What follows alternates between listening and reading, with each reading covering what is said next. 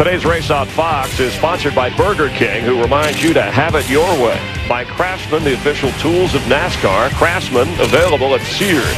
By State Farm, great service, great rates. Nobody takes care of you like State Farm. And by Enterprise Rent-A-Car, we'll pick you up.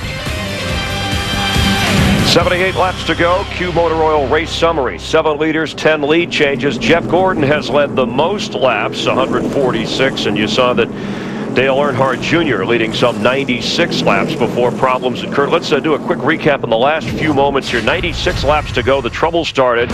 This is a battle for 9th and 10th. Juan Pablo Montoya on the 42 car with Tony Stewart gets into Tony, who slips inside. Look at Jimmy Johnson.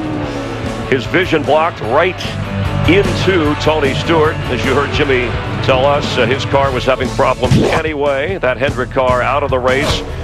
And then behind that, Dale Earnhardt Jr. run into by Kyle Busch. We can only assume that his vision was blocked as well. Jeff Hammond in our 3D version to help get a better view of what Kyle did as we look at the speeds here to Dale Earnhardt Jr. And the key thing right here, 109 miles an hour by Dale Jr. He was slowing up trying to see where Tony was going. Busch didn't get slowed down, 150 miles an hour. He gets in the back of the 8 car, does a lot of damage to both cars. Kyle's behind the wall, and now the 8 car has got damage. All right, guys, we ain't too bad. Don't be panicking. You see what I got to fix? I need my left front fender fixed. I need my right rear quarter fixed. Get the bumper cover off. This Fuller is still good. You're still in it, boys.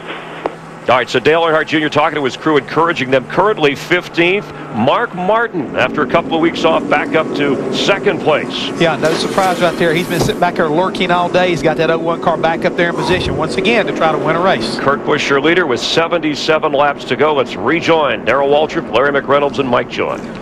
So Kyle Busch in the garage. Tony Stewart able to continue, as is Dale Jr. And we'll have 15 cars on the lead lap. Jamie McMurray got the free pass. And I tell you what has been somewhat of a dismal year for Roush Fenway Racing. Matt Kenseth wins Fontana somewhat by process of elimination, but right adjustments. We have 4 of the 5 Roush cars up in the top 8 right now. Green flag. And let me correct McMurray on the last caution. Denny Hamlin finally got in position to get the free pass, and Hamlin is back on the lead lap. Took him almost 200 laps. Riding with Jeff Burton around Elliott Sadler. Man, Sadler's blocking the track. He can't go anywhere. He's caught in the middle. He's just hunting a hole to get in. He's hunting that spotter to say clear. Yeah. Either side right now. Not going to hear it for a while. He is 1 lap down. Boy, that's a sick feeling when they go by you on both sides. Riding with Juan Pablo Montoya up in the 9th position. Matt? Mike, on that last pit stop, while Jeff Burton took on 2 tires, Montoya's team went with the 4-tire change to keep the car consistent for him. He said the car was a little bit tight in traffic, so they left it alone for this final run here. The final pit window should open around lap 277 to 280. So that's about 20 laps from now.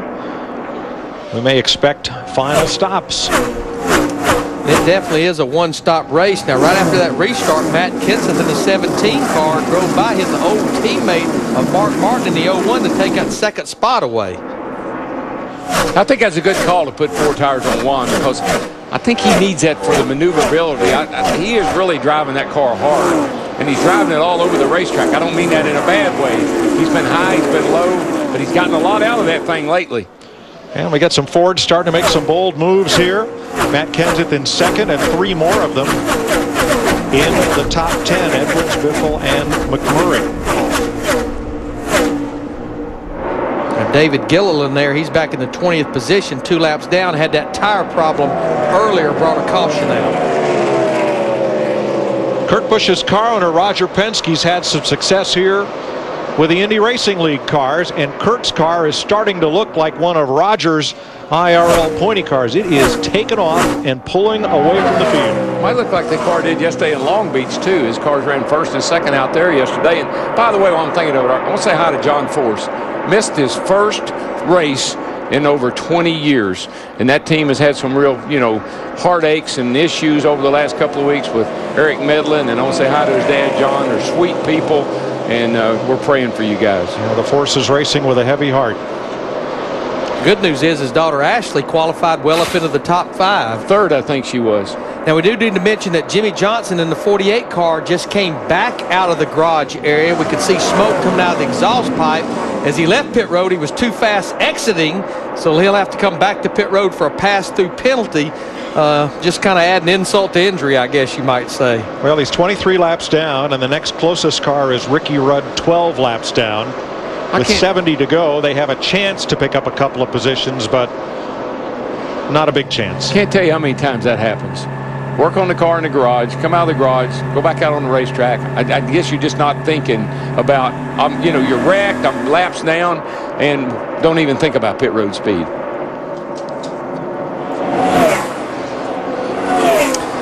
You know, as we look at Kurt Busch up there in the 2-car leading the race, Chris DeVoto reported on this earlier in the race. And again, our thoughts and prayers, well wishes go out to Roy McCauley, his crew chief, who was elected to take a leave of absence from the racetrack. His wife, Amy, has been diagnosed with leukemia, took somewhat of a turn for the worse over the Easter weekend.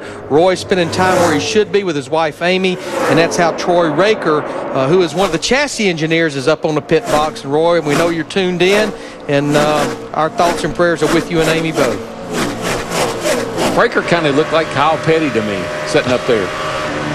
Looked like a professor. Yes. Well, he's been an engineer for Ford for a number of years before moving to Penske Racing not too long ago. Kurt Busch, Matt Kenseth, Mark Martin. One thing they all have in common is all three of them either do or did race and win for Jack Roush. Let's get down to our Ford cutaway car and Jeff Hammond. Mike, Darrell and Larry have been talking about the damage on the 8 car, what kind of effects it may have to him.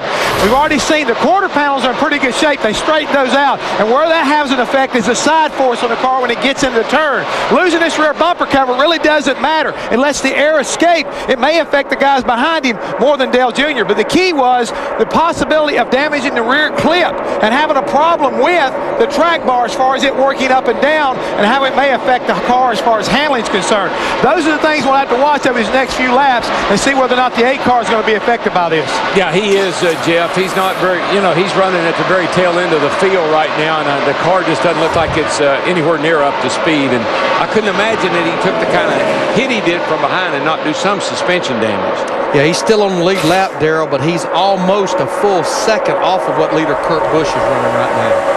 Well, as we talked in the break, he was lucky that Busch's car submarined and the nose went under his rear bumper. If you have that kind of contact with the car of tomorrow, both those cars are in the garage wrecked. Well, I think the tell of the tape was the differential in miles per hour. You know, as Jeff Hammond and Chris Myers pointed out, you had about 30 to 40 miles difference that Kyle Busch was running faster than Dale Earnhardt Jr. I'm not sure it would make a huge difference either way there. We attempted to interview Kyle Busch. His car is in the garage under repair, and he declined our request. Mark Martin is third after a 2-race layoff, which means a 3-week vacation, counting the Easter break.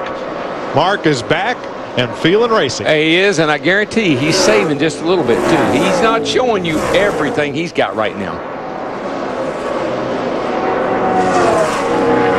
He is 3 seconds behind Kurt Busch.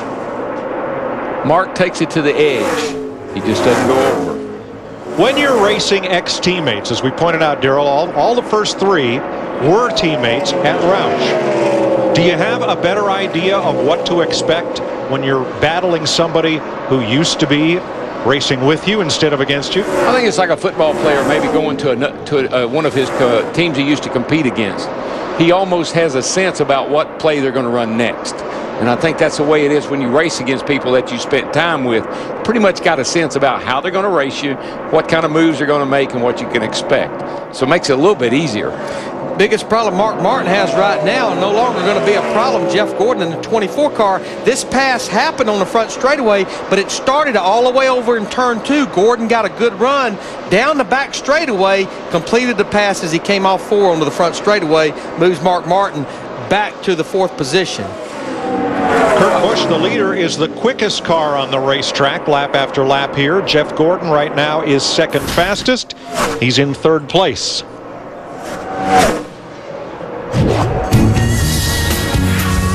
I want the cup.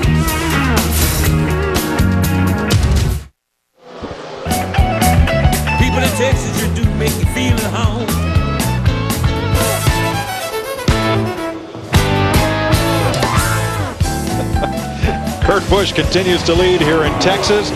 Next weekend, we move to Phoenix, and coverage begins Thursday with Nextel Cup qualifying and Busch Series practice here on Speed. Friday begins with Nextel Cup practice, then Busch Series qualifying, and more Nextel Cup practice also on Speed. Saturday, NASCAR race day and Speed, and then the Nextel Cup race. The Subway Fresh Fit 500 is on Fox in prime time, 8 p.m. Eastern, as NASCAR continues next weekend across the Fox networks. When you got horns like that old dude had, you won't need no chrome horn, that's for sure. Speaking of riding, roping, and racing. Yeah, Hat, where's your cattle? Let's see what's going on at the Hollywood Hotel. Below the Hollywood Hotel, Jeff Abbott, Chris Myers, a Hollywood star, Kevin Alejandro from Sleeper Cell, and now we're going to see you in the new Fox show beginning tonight. It's called Drive. Called Drive, yeah. It's high action, high drama, fast cars, racing for $32 million. And you're one of the guys in an action drama racing where people will do anything to win. Anything. That's what I think makes it so exciting. Anything to win. Anything to win. Anything will take this guy. All right, so if you're that desperate, we'll tune in. It's kind of, what, Prison Break on wheels at 200 miles an hour? Prison Break Lost, 200 miles an hour on wheels. You gotta love it. One of the actors you'll see in the new show on Fox, Drive. Check it out tonight.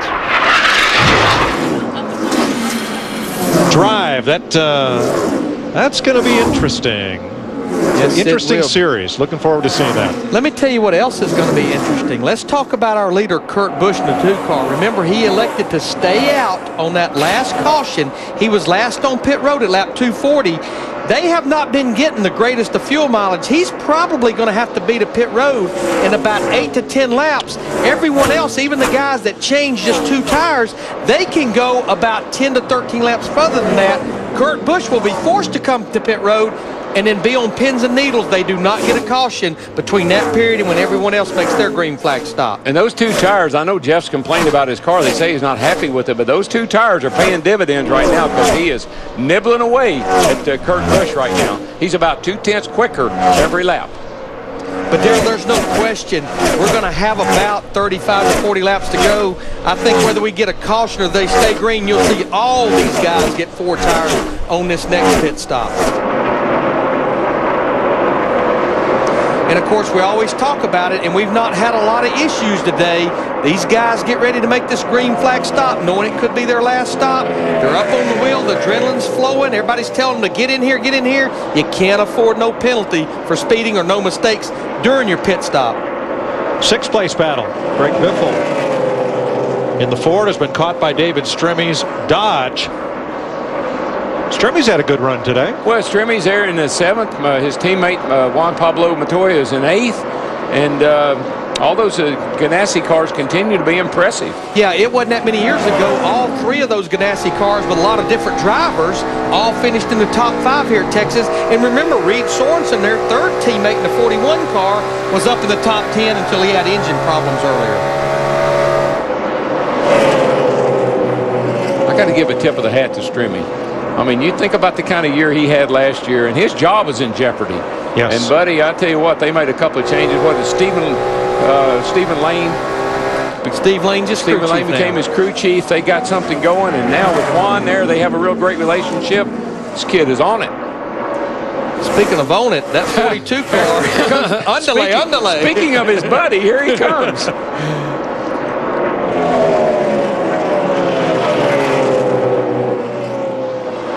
6th, 7th, and 8th place, and they are running about 10 seconds behind Kurt Busch, who has finished in the top 10 in 6 of 8 races here.